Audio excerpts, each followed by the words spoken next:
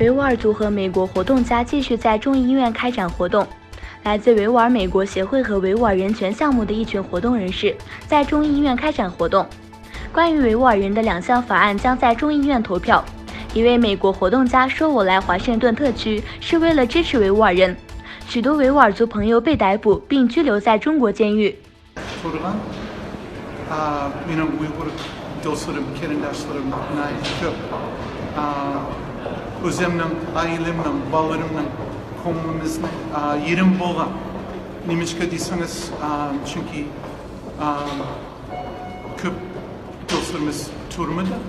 concentration camps. 香港立法会排定6月12日针对逃犯条例的修订进行2度审议。港民因担忧该法对人权与程序正义的保障不足，一大清早便大举包围立法会表达反对立场。虽然立法会因此延后2读，但也没有放任民众聚集动用武力清场。香港行政长官林郑月娥称，该法律将帮助他们履行国际法律义务。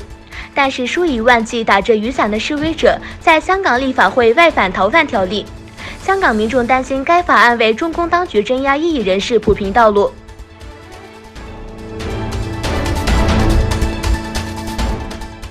97名汉族教师将在东突厥斯坦就业。根据突厥斯坦通讯社报道，所谓新疆维吾尔自治区教育厅计划通过严格考核筛选，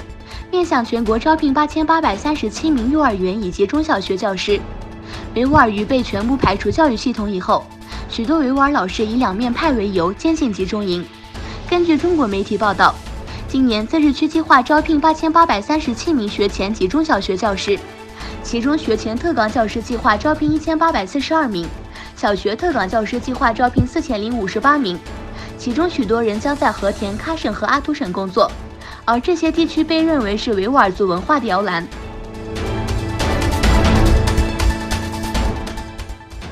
中国投资与撒哈拉以南非洲战略港口，不仅为经济和商业利益，还寻求在该地区的军事影响，并对美国影响力和非洲国家的主权构成潜在威胁。根据华盛顿战略与国际研究中心发布的题为《中国在撒哈拉以南非洲港口投资的风险评估》的报告，北京在对关键港口的投资因其区域发展和相互商业利益以及政治和军事方面而受到重视。报告说，中国在撒哈拉以南非洲港口的投资对美国影响和撒哈拉以南非洲主权构成潜在威胁。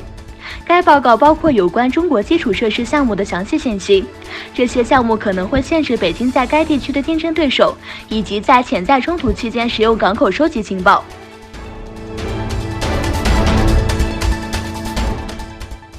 日本首相安倍晋三乘专机率领一支高级别正式代表团抵达德黑兰，对伊朗进行为期3天的访问。